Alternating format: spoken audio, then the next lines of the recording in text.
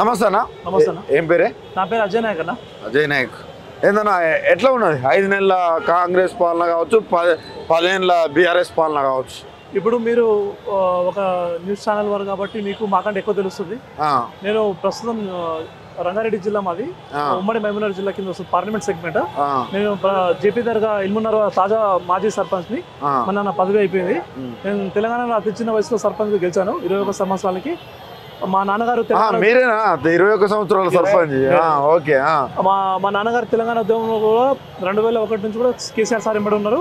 మా నాన్న పార్టీ రాష్ట్ర కార్యదర్శి కూడా పనిచేశారు. పార్టీ సీనియర్ నాయకులు మా నాన్న. నాకు రీసెంట్ గా మా సర్పంచ్ పదవి అయిపోయింది, తాజా మాజీ సర్పంచ్ ని. అయితే మీరు మాకంటే ఎక్కువ న్యూస్ ఛానల్స్ వాళ్ళకి చాలా గ్రౌండ్ లో ఎక్కువ ఉంటారు కదా. అదే మేము గ్రౌండ్ లో ఎక్కువ ఉంటాం కాబట్టి మా గ్రౌండ్ రియాలిటీ తెలుసు. మేము క్లియర్ కట్ గా ఏంటంటే 5 నెలల పాలనలో ప్రజలందరికీ ఏ విధంగా కాంగ్రెస్ చిన్న చూపు చూస్తుందో ప్రజలందరూ గమనిస్తున్నారు. ఎందుకంటే రైతులు పడుతున్న కష్టాలు కానీ, ఇప్పుడున్న యువకులు పడుతున్న కష్టాలు కానీ, యువకులకు 2 లక్షల జాబ్ క్యాలెండర్ ఇచ్చిండు, 3,000 అదే 30,000 జాబ్లు ఇచ్చిండంట. అలా ఒకటి చెప్తున్నా, 30,000 జాబ్ అనేది మీకు ఒక సింపుల్ క్వశ్చన్. మీరు ఎగ్జామ్కి వెళ్తే మీకు అనేది గవర్నమెంట్ ఎగ్జామ్స్కి వెళ్తే మీకు ఖచ్చితంగా మీకు ఫస్ట్ నోటిఫికేషన్ విడుదల అవుతుంది.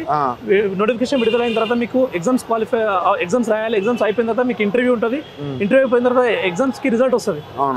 ఈ 4 నెలల కాలంలో మీకు ఎలక్షన్ కోడే ఉంది. మనకి అసెంబ్లీ ఎలక్షన్స్ అయిపోయిన తర్వాత పార్లమెంట్ ఎలక్షన్ కోడ్ వచ్చింది మార్చ్ లో. అప్పుడు మీకు 2 నెలల లోపల మీకు ఎక్కడ ఎగ్జామ్స్ అయిపోయినాయి, ఎక్కడ రిజల్ట్ వచ్చింది, ఎక్కడ మీకు నోటిఫికేషన్ అయింది, ఎక్కడ మీకు జాబ్లు ఇచ్చారు. ఈ అన్ని జూటా మాటలు. ఏంటంటే రేవంత్ రెడ్డి ప్రభుత్వానికి ఎవరు ప్రజలు నమ్మట్లేదు. ఇంకోటి ఏంటంటే గతంలో కంటే ఇప్పుడు ఏ విధంగా ఉందో పరిపాలన ప్రజలందరూ గమనిస్తున్నారు.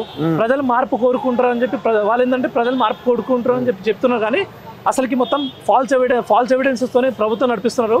కాకపోతే ఖచ్చితంగా ప్రజలందరూ బుద్ధి చెప్తారు. రైతు భరోసా ఇస్తున్నారట అన్న. ఒకటి చెప్తున్నా, కేసీఆర్ గారు ఉన్నప్పుడు రైతు బీమా కానీ, రైతు బంధు కానీ, దళిత బంధు కానీ, బీసీ బంధు కానీ, మైనార్టీ బంధు కానీ, దాంతో పాటు ప్రతి ఒక్క ఆడపిల్లకి, గర్భిణీ స్త్రీలకి కేసీఆర్ కిట్ ఇచ్చేవారు. ఇప్పుడు ఏ విధంగా ఏ కిట్ నడుస్తుంది? ప్రభుత్వం చేస్తున్న పథకాలు మీకు వాళ్ళు డైవర్ట్ చేయడానికి ఏంటంటే ఫోన్ ట్యాపింగ్ కానీ, కవిత ఇష్యూ కానీ, లిక్కర్ స్కామ్ కానీ, అట్లాంటి ఇష్యూలు తీసుకొచ్చి పబ్లిక్ డైవర్ట్ చేస్తున్నారు తప్ప ప్రజలకి ఏ విధంగా అయితే ఏదైతే ప్రజలకి ఉపయోగపడే పని ఉంటుందో ఏది చేయట్లేదు. ఇంకోటి మీరు గమనించవచ్చు, ఈరోజు వాళ్ళు రాష్ట్రంలో కానీ, మన రాష్ట్రంలో అయితే ఏ విధంగా అయితే వాళ్ళు సింబల్ పైన కానీ వాళ్ళు ఇప్పుడు రాష్ట్రంలో ఏం చేస్తున్నారు? మన తెలంగాణ లోగో, తెలంగాణకి సంబంధించిన ఏదో ఆనవాయితీ మార్చేయాలని చెప్పి చూస్తున్నారు. కానీ అవి అన్ని ఫేక్. అది అసలు పని ఎట్లా చూస్తున్నారు? కాకతీయ చిహ్నం కావచ్చు, ఏదైతే చార్మినార్ కావచ్చు, ఇది చేయడం ఇవన్నీ రాచరిక పోకడాలని చూపెడుతున్నాయటగా అన్న. ఒకటి, తెలంగాణ రాష్ట్రం సాధించడము మనం అమరవీరులతో.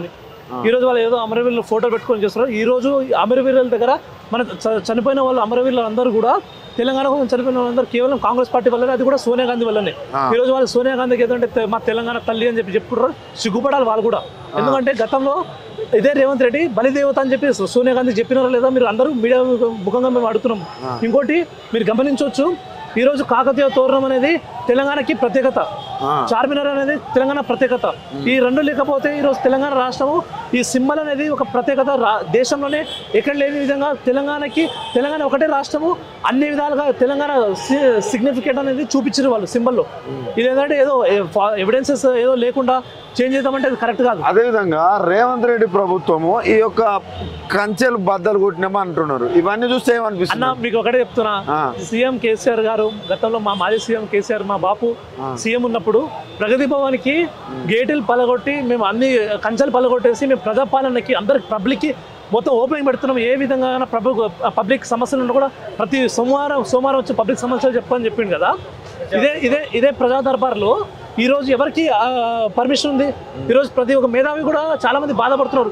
ఆర్టీసీ కార్మికులు కూడా బాధపడుతున్నారు, ఉద్యోగులు బాధపడుతున్నారు. అరే మాకు పోనీపై ఏదో మంచిదో చెడదో కేసీఆర్ సారే మంచిగా ఉండని చెప్పి ఆలోచిస్తున్నారు. ఈరోజు ఈ అమరవీరుల స్తూపం దగ్గర సిగ్గుశరం లేకుండా నువ్వు ఇక్కడ కంచెలు వేసినావు.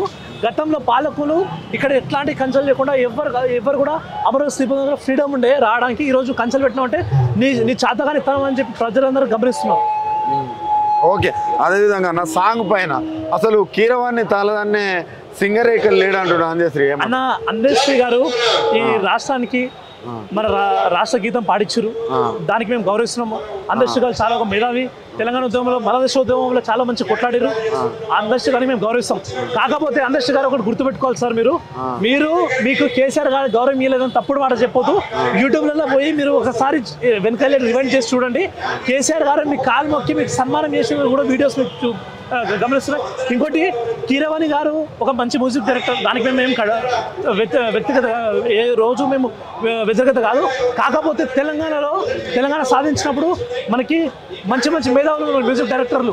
ఈరోజు మనకి ఇక్కడ ఉన్న సాంగ్ కూడా తెలంగాణలో పాడిన జయ జయ తెలంగాణ అనేది అందర్శి గారు పాడిన దానికి మేము గౌరవిస్తున్నాం. కానీ ఈరోజు మన తెలంగాణలో ఉన్న మంచి మ్యూజిక్ డైరెక్టర్ ఉన్నారు, వాళ్ళతో పాడిస్తే మీకు ఇంకా గౌరవం పెరిగేది.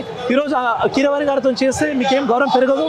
కాకపోతే ఏంటంటే ప్రజలందరూ గమనిస్తున్నారు, ఆంధ్ర వాళ్ళ దగ్గర మీరు వెట్టి చాకరీ చేస్తున్నారని చెప్పేసి అందరూ చేస్తున్నారు. ఇది మొత్తం స్క్రిప్ట్ చంద్రబాబు నాయుడు కాబట్టి, రేవంత్ రెడ్డి పక్కా ప్లాన్ చేస్తారు కాబట్టి ప్రజలందరూ గమనిస్తున్నారు.